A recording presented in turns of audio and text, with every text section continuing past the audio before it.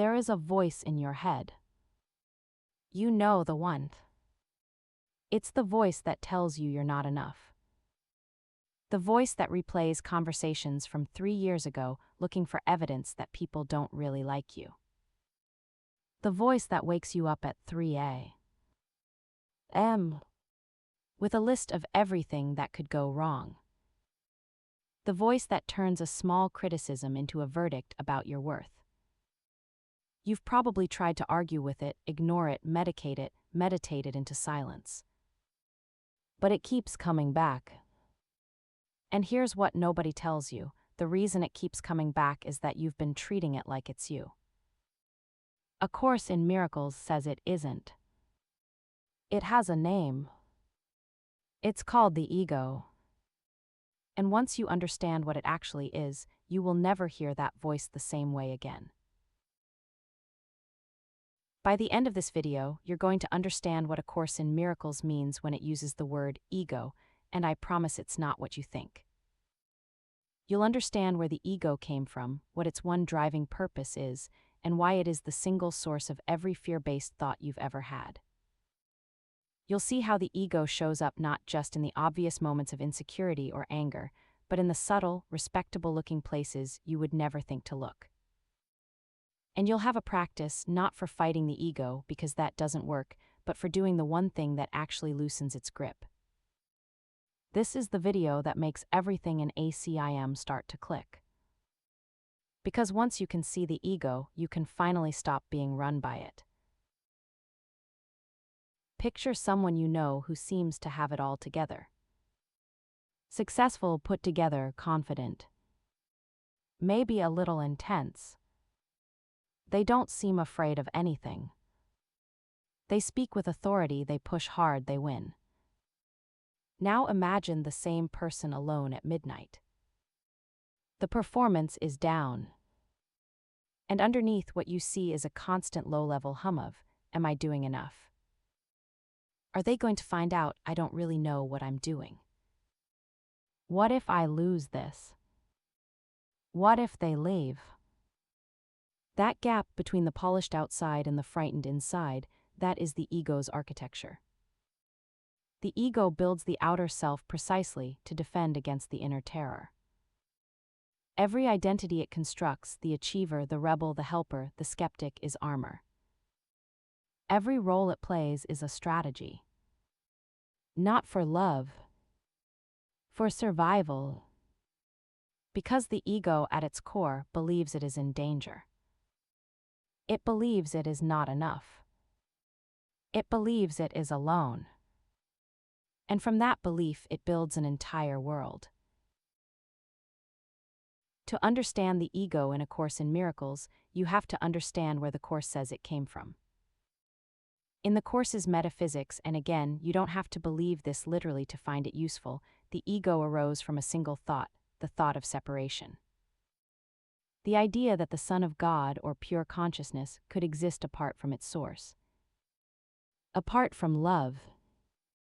Apart from wholeness. The Course calls this the tiny, mad idea. And it says that in the instant that thought arose, the ego was born as the part of the mind that took the idea seriously. That decided separation is real and now I must survive it. Here's what's important, the ego is not a demon. It's not a flaw in your character. It is not who you are.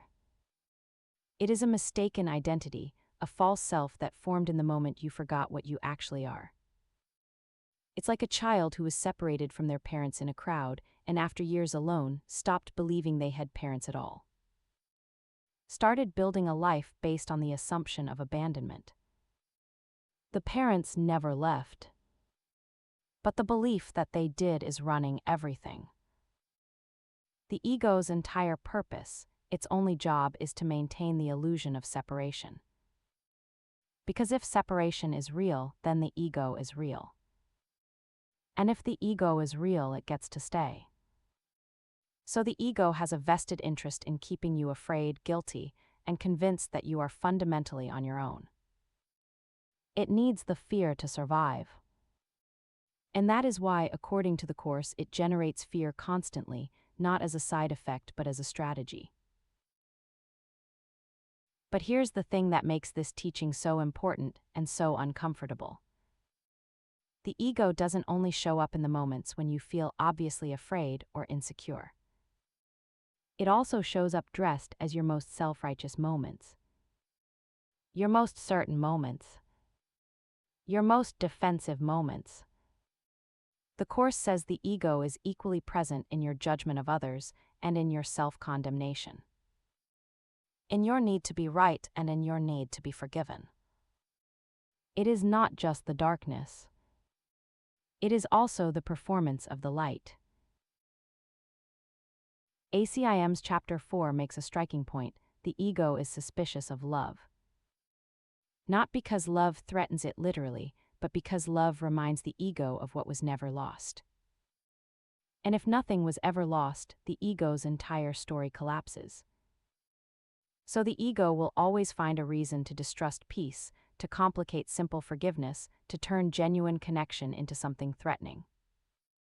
You'll recognize this in yourself. The moment things feel genuinely good, genuinely peaceful, the ego introduces a yes but, a worry, a complication, a reason this can't last. That interruption is not an accident. That is the ego protecting its premise. So what do you do with it? Here is where the Course diverges from most spiritual traditions. It doesn't tell you to fight the ego. It doesn't tell you to destroy it, suppress it, or shame yourself for having it. It says you simply look at it without judgment. The Course introduces what it calls the Holy Spirit, which you can think of as the part of your mind that never forgot the truth, as the answer to the ego. Not a battle, but a choice. Not a war, but a re-identification. You don't eliminate the wrong answer. You choose the right one. Here's the practice. Today, find one moment when you notice the ego's voice, the voice of judgment, fear, comparison, or self-condemnation. Don't fight it. Don't spiral into guilt about having it. Instead, just name it clearly and quietly to yourself: this is the ego. This is not who I am. That's it. You're not trying to silence the voice. You're simply refusing to identify with it. You're stepping back 1 inch and watching instead of merging. The Course calls this the little willingness, and it says that's the whole door. You don't need to throw the door open. You just need to stop leaning against it. Do that once today. One moment of recognition. This is the ego. This is not who I am. We started with a voice. The one that tells you you're not enough, that replays your failures, that never quite lets you rest. That voice has a name now. And here's what changes when you know its name: you stop taking its conclusions personally. When the ego speaks, it sounds like truth. It sounds like you. Once you see it as a mechanism, as a mistaken identity doing exactly what it was built to do, it begins to lose its authority. Not because you defeated it, but because you stopped being it. That is the beginning of freedom in A Course in Miracles. Not a change in your circumstances. A change in who you think is living them. Subscribe so you don't miss video 5, because in the next video we go deeper into the Course's most radical and most misunderstood idea. What it actually means that none of this is real. And why understanding that is the most practical thing you'll ever do.